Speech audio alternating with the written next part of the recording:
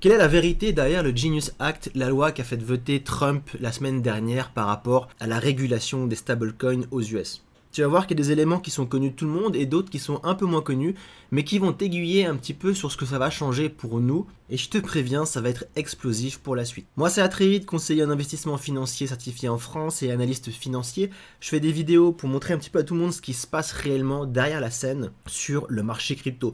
Mon but, c'est simple, c'est d'embarquer un maximum de monde avec moi pour que toutes les personnes qui me suivent aient les vraies informations sur ce qui va arriver sur le marché crypto. Je te parle pas de stratégie de cycle de 4 ou 5 ans, je te parle de pouvoir identifier simplement les tendances pour permettre de prendre des positions notamment sur ce type de mouvement, larguer les positions ici, les reprendre ici, les revirer ici, les reprendre ici, etc., etc. Car tu verras comme suivant et en intégrant le Discord dont tu as le lien en description et a fortiori mon groupe privé que je réouvre en septembre, qu'il est non seulement clairement possible de déterminer quand est-ce qu'on va rentrer en bull run, quand est-ce qu'on va rentrer en bear market, mais également identifier ce type de correction pour sortir du marché, optimiser clairement les positions, faire des intérêts composés et surperformer l'ensemble du marché sur la crypto-monnaie. Ce que je t'éviterais, c'est très simple, c'est ce que tu connais depuis décembre environ, c'est d'être pris directement dans ce genre de grosses corrections, de subir un moins 60, moins 70% sur ton folio au niveau des alts, ne pas savoir quand rentrer, etc., etc. À mon groupe privé que je réouvre en septembre, j'en ai également toutes les positions sur les altcoins. Je donne les cryptos achetés, les prix d'entrée, les prix de sortie, les gains, etc., etc.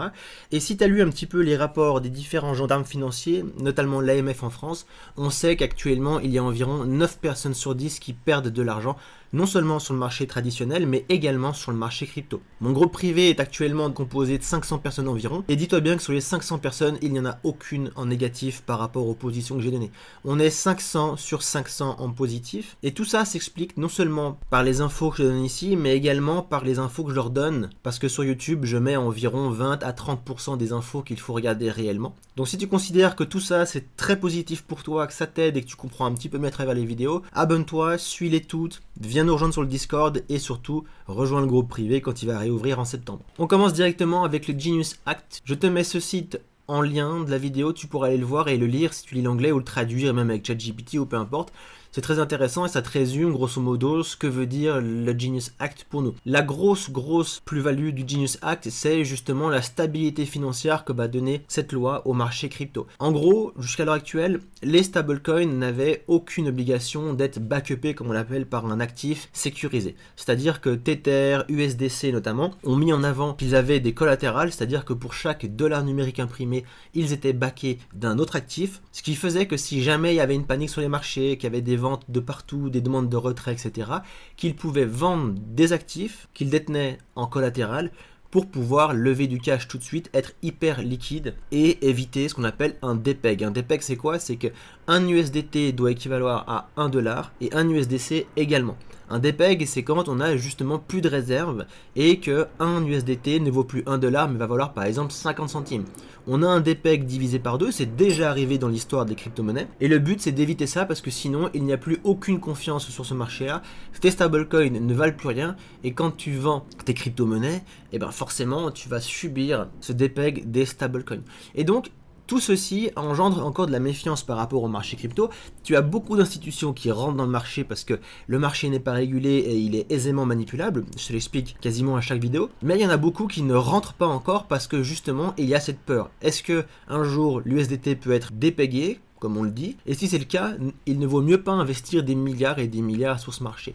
Et donc la première base de ce Genius Act qui est très intéressante, c'est justement cette stabilité financière qui oblige les stablecoins émis en Amérique, soit à l'heure actuelle 99% des stablecoins, d'être backupés par des actifs non à risque et des actifs qui ont très peu de chances de descendre en valeur dans le temps. Et je te donne en mille, quel est l'actif numéro 1 qui va être backupé et qui est déjà backupé par justement les stablecoins? Ce sont les treasury, donc les T-bills, les obligations d'État. Et si on regarde par rapport à cette charte juste ici que tu peux trouver sur le site macromicro.net, mais il faut être abonné, tu as ici la composition des collatéraux des stablecoins. Et cette grosse portion bleue ici, c'est quoi? C'est des US Treasury Bills. Donc en gros, des bons du trésor. Cette loi oblige clairement les stablecoins à se backuper au niveau de treasuries.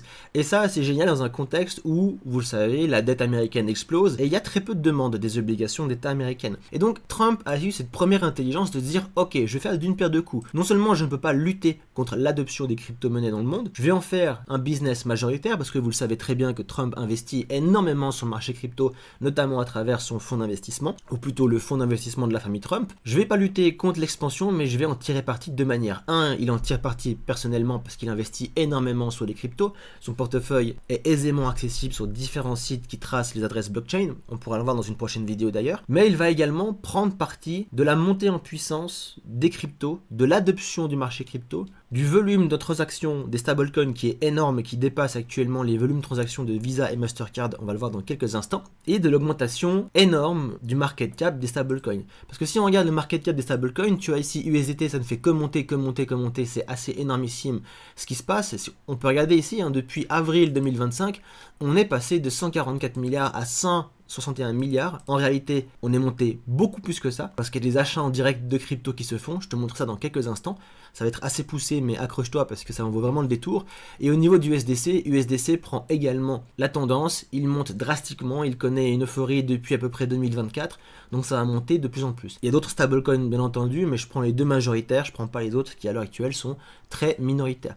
Et donc, on peut voir que clairement, ils sont backupés à l'heure actuelle par énormément Treasury Bills. Et donc s'il y a une adoption encore plus grande qui se fait du marché crypto, avec un marché qui vaut à l'heure actuelle quasiment 4 trillions de dollars, si c'était un petit peu moins ou un petit peu plus, je sais plus, c'est un bébé encore ce marché. Ça je vous le dis toujours, c'est un bébé. Si on compare au S&P 500 et au Nasdaq qui sont à quasiment 50-60 trillions de dollars, on a vraiment de l'upside à venir, c'est-à-dire vraiment un marché qui peut pousser énormément plus haut. Le total ici, on le voit, 4 trillions, ça répond à la question. On peut monter énormément plus. Faut te dire qu'à l'heure actuelle, si on compare au Nasdaq et au S&P 500, le Nasdaq et le S&P 500 sont déjà ici. Voilà, ils sont à peu près à environ 1300% au-dessus en termes de cap. Donc le pari qui est pris et qui est génial par Donald Trump, c'est de se dire, il y a une adoption, on va légiférer pour que les gros puissent rentrer beaucoup plus sur le marché crypto, émettre par conséquent du stablecoin USDC, USDT et d'autres qui prendront sûrement la tangente dans l'avenir, et toute cette création de valeur, on oblige ce secteur à le backuper par des bons du trésor américain, ce qui va forcément un petit peu réguler la dette américaine. Alors on dit un tout petit peu parce que la dette américaine elle est de 3000 milliards environ, même plus, donc c'est pas les stablecoins qui vont l'amortir, mais en tout cas ça va mettre de la pression acheteuse sur les obligations d'État, et ça c'est très bon pour l'Amérique. Ça c'est très bon pour l'Amérique, c'est très bon pour le mandat de Donald Trump, et c'est très bon pour nous aussi. Donc ça fait d'une pierre deux coups un petit peu partout. Alors oui, c'est sûr que les puristes au niveau de la crypto veulent une crypto qui reste décentralisée, qui reste anonyme, qui reste non légiféré, peut-être, mais pour nous qui souhaitons faire des gains, parce qu'on va se le dire clairement, on veut faire du fric sur ce marché, c'est pour ça qu'on est là, et bien ça c'est extrêmement positif pour nous. Et donc forcément, l'effet qui va s'induire, le premier, c'est qu'il y aura beaucoup plus de création de stablecoins et d'échanges de stablecoins. Alors ça va profiter à certaines cryptos, pas toutes. J'ai partagé avec le groupe privé les quelques cryptos à qui ça allait bénéficier énormément dans les mois, années à venir, et on voit clairement cette tendance au niveau du volume de transactions qui est faite. Tu as ce petit graphique ici et la ligne rouge représente les stablecoins, la ligne jaune ici c'est Visa et la ligne verte en bas c'est PayPal. Et tu peux voir que au niveau des stablecoins, depuis 2025, on oscille entre 2 et 3 trillions de dollars de volume mensuel, loin devant Visa et surtout très loin devant PayPal. Donc on a vraiment un système qui à l'heure actuelle crée énormément de transactions au niveau financier, dépasse clairement les moyens de paiement traditionnels, on les appelle comme ça, et tu peux voir qu'à l'heure actuelle, ces grosses boîtes, notamment Tether, fait énormément de profit. Tether fait 13 milliards de profits par année, quasiment équivalent à Goldman Sachs ou Morgan Stanley. Donc c'est juste énormissime. Je sais pas si tu l'avais vu en plus, mais Tether est composé d'à peine, je crois, quelques dizaines de personnes, donc du 13 milliards de profits annuels. C'est juste énormissime, et donc forcément, il y a des très gros qui se lancent. Il y en a encore d'autres qui vont se lancer parce que ce modèle d'affaires a montré justement une capacité à générer du profit énormissime. Et donc tout ça va dire quoi? Va dire que justement on va avoir une adoption qui va vraiment s'accélérer au niveau du marché crypto. Alors toutes les cryptos ne vont pas performer forcément, parce que c'est pas parce qu'on achète du stablecoin et que du stablecoin est imprimé en masse que toutes les cryptos vont performer, pas du tout. Évidemment, il faut être sur des très bons narratifs, il faut être sur des très bonnes cryptos, et il y a un narratif en particulier, même deux narratifs plus précisément, qui vont vraiment exploser grâce à ce Genius Act. Lesquels, je vais pas les dire ici publiquement, c'est c'est réservé au groupe privé, donc rejoins le groupe privé en septembre, mais il y en a 2 qui vont clairement exploser. Alors peut-être pas sur la fin de ce bull run directement, mais en tout cas pour le prochain bull run, c'est sûr certains qui feront des multiples juste extraordinaires, et c'est sur ces 2 narratifs qu'il faudra être positionné en premier lieu, et je ne parle pas de l'IA. Voilà, moi je m'arrête là, on se voit demain ou mercredi pour une prochaine vidéo. C'était Atreides, bonne journée, bye bye.